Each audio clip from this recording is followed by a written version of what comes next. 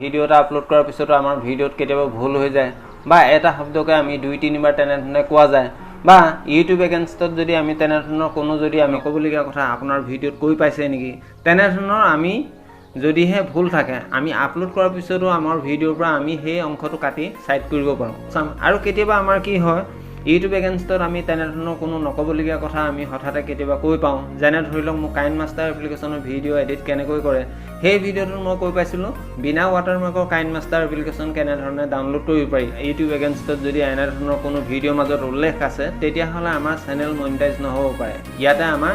YouTube community guideline strike আহি যাব পাৰে এনেধৰণৰ ভুল যদি আমি কৰিছোঁ তেতিয়াহ'লে আমাৰ ভিডিঅ'ৰ মাজৰ পৰা আমি যিটো পাৰ্টিকুলাৰ পাৰ্টটো আমি য'ত নেকি ভুল কৰিছোঁ সেই অংশটো আমি কাটি আমাৰ ভিডিওটো আকৌ সঠিকভাৱে আমি ৰি-এডিট কৰিব পাৰোঁ কেনেধৰণে কৰিব পাৰি আজি ইয়াৰ ওপৰতে আমি আলোচনা কৰিম মই যিটো আপোনালোকৰ চেনেল JKBYT Tech 1 চেনেললৈ স্বাগতম বলক এতিয়া কেনেধৰণে আমাৰ ভিডিও এটা এডিট কৰিব পাৰি আমি আপলোড কৰাৰ পিছতো ইয়াৰ ওপৰত আমি এতিয়া চাই লওঁ এতিয়া আমি প্ৰথমতে ক্ৰোম ব্ৰাউজাৰ ওপেন কৰি লওঁ ক্ৰোম ব্ৰাউজাৰ ওপেন কৰাৰ পিছতে আপোনালোকে ইয়াতে youtube.com এনেধৰণে সাৰ্চ কৰিব সাৰ্চ কৰাৰ পিছতে আপোনালোকে ইয়াতে দেখিবলৈ পাইছে থ্ৰী ডটত এবাৰ ক্লিক কৰিব ক্লিক কৰাৰ পিছতে ইয়াতে এৰো চিনৰ লগত দেখিছে ডেস্কটপ সাইডত আপোনালোকে আনি ল'ব ডেস্কটপ সাইডত অনাৰ পিছতে আপোনালোকে তলতে দেখিবলৈ পাব আপোনাৰ চেনেলৰ লগোখনত এবাৰ ক্লিক কৰিব ক্লিক কৰাৰ পিছত আপোনালোকে তলতে দেখিব ইয়ৰ চেনেল ইয়াতে এবাৰ ক্লিক কৰিব ইয়াত ক্লিক কৰাৰ পিছত আপোনালোকে ইয়াতে এবাৰ ক্লিক কৰিব এতিয়া আপোনালোকে 2-3 সেকেন্ড ওয়েট কৰাৰ পিছতে আমাৰ studio.youtube.com ইয়াতে এনেধৰণে ওপেন হোৱা দেখিবলৈ পাব ইয়াতে দেখিবলৈ পাইছে আমাৰ কন্টেন্ট এই এৰো চিনটোৰ লগত আপোনালোকে কন্টেন্ট দেখিবলৈ পাইছে ইয়াতে এবাৰ ক্লিক কৰিব ক্লিক কৰাৰ পিছত আমাৰ চেনেলত যিমান ভিডিও আছে এনেধৰণে আপোনালোকে দেখিবলৈ পাব আৰু যিটো ভিডিওৰ পৰা আপোনাৰ কাট কৰিব আছে সেই ভিডিওটোৰ পৰা আপুনি খুব সহজতে ইয়াৰ পৰা কাটিব পাৰে এতিয়া ধৰি লওক মোৰ এই ভিডিওটো প্ৰথম ভিডিওটোৰ পৰা মই কাটিব বিচাৰিছোঁ এতিয়া আমি ভিডিওটোৰ ওপৰত এবাৰ ক্লিক কৰিম এনেধৰণে ক্লিক কৰাৰ পিছতে আপোনালোকে ইয়াতে দেখিছে এডিটৰত আপোনালোকে এবাৰ ক্লিক কৰিব ইয়াতে দেখিবলৈ পাইছে আপোনাৰ trim and cut blur audio' end screen আৰু আই বুটন বা ইনফো কাৰ্ড আপোনালোকে ইয়াতে গোটেইখিনি এনেধৰণে আপোনাৰ ভিডিঅ'ত যদি লগাব বিচাৰে বা আপোনাৰ ভিডিঅ'ৰ যদি বেকগ্ৰাউণ্ড মিউজিক আপুনি চেঞ্জ কৰিব বিচাৰে ইয়াৰ পৰা চেঞ্জ কৰিব পাৰে আৰু কোনো পাৰ্টিকুলাৰ অংশ যদি আপুনি ব্লাৰ কৰিব বিচাৰে তেতিয়াহ'লে আপুনি ব্লাৰ কৰিব পাৰে আৰু কোনো অংশ এটা যদি আপুনি অৰ্ডিনাৰী অংশ এটা আপুনি যদি কাট কৰিব বিচাৰে তেতিয়াহ'লে আপোনালোকে ট্ৰিম এণ্ড কাট আমি যিহেতু আজি আমাৰ ভিডিঅ'ৰ পৰা কোনো এটা অংশ আমি কেনেধৰণে কাট কৰিব পাৰি এইখিনি আমি চাইছোঁ এতিয়া আমি ট্ৰিম এণ্ড কাটত এবাৰ ক্লিক কৰিম ট্ৰিম এণ্ড কাটত আমি এবাৰ ক্লিক কৰিলোঁ ক্লিক কৰাৰ পিছতে আমি যিটো অংশ নেকি কাটিব আছে আমি এবাৰ প্লে কৰি চাই লওঁ আমাৰ কিমানলৈকে ভুল হয় আপুনি এপ্লাই কৰিব তেতিয়াহ'লে হয়তো আপোনাৰ চেনেল মনিটাইজ হ'ব নে নহ'ব আপুনি কেতিয়াও গ্যাৰান্টি ল'ব নোৱাৰে এই ভিডিওটো চোৱাৰ পিছত আপোনালোকক মই 99% মই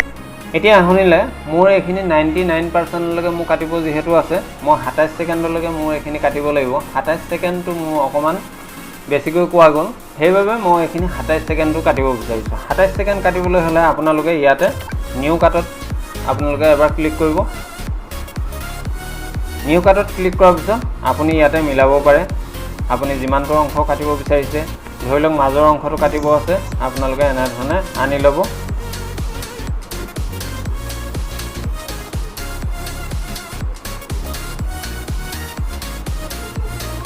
ইয়াতে মাজৰ অংশটো যদি কাটে তেতিয়াহ'লে মাজৰ অংশটো এনেধৰণে মিলাব পাৰে মিলোৱাৰ পিছতে ওপৰতে দেখিছে ৰাইট চিনটো আপোনালোকে ৰাইট চিনত ক্লিক কৰাৰ লগে লগে তেনেধৰণে কাট হৈ যাব এতিয়া যিহেতু মোৰ প্ৰথম অংশটোত ভুল হৈ আছে প্ৰথম অংশটো মই কাটিবলৈ হ'লে মই 27 সেকেন্ডলৈকে যিখিনি প্ৰথম অংশ মই সেইখিনি কাটিব বিচাৰিছোঁ এতিয়া মই প্ৰথম অংশটো ইয়াতে 27 সেকেন্ডলৈকে এনেধৰণে মিলাই ল'ম এতিয়া 27 সেকেন্ড মই ইয়াতে মিলাই লোৱাৰ পিছত আপোনালোকে দেখিছে 27 সেকেন্ড মোৰ ইমানলৈকে মই মিলাই লৈছোঁ মিলাই লোৱাৰ পিছতে ওপৰতে আপোনালোকে দেখিছে ৰাইট চিনটো ইয়াতে দেখিবলৈ পাইছে ৰাইট চিনত আপুনি এবাৰ ক্লিক কৰি দিয়ক ক্লিক কৰাৰ পিছতে ওপৰতে দেখিছে সেভ অপশ্যনটো আপোনালোকে সেভ অপশ্যনত এবাৰ ক্লিক কৰি দিয়ক আমাৰ এতিয়া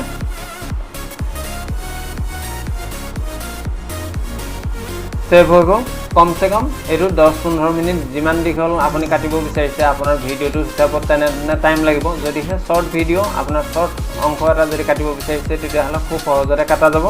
আৰু যদিহে আপুনি দীঘলকৈ তেনেধৰণে যদি কাটিব বিচাৰিছে বেছি মিনিটৰ যদি ভিডিও হয় তেতিয়াহ'লে আপোনালোকৰ 15-20 মিনিট এনেধৰণে টাইম লাগিব পাৰে আৰু তলতে দেখিছে এইটো সেভ অপচন ইয়াতে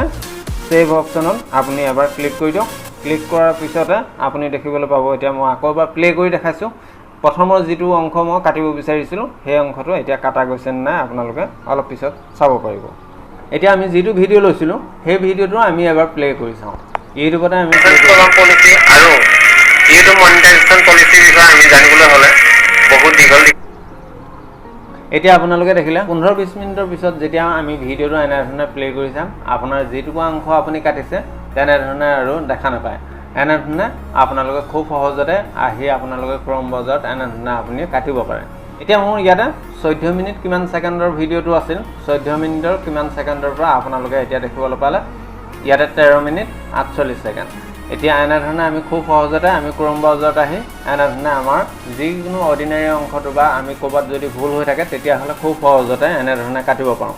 এতিয়া বন্ধুসকল আপোনালোকৰ যদি এই ভিডিওটো চাই ভাল লাগিল লাইক শেয়াৰ কমেন্ট কৰিবলৈ নাপাহৰিব আৰু চেনেলটোত যদি নতুনকৈ আহিছে চেনেলটো সাবস্ক্ৰাইব কৰি বেল আইকনটো প্ৰেছ কৰিবলৈ নাপাহৰিব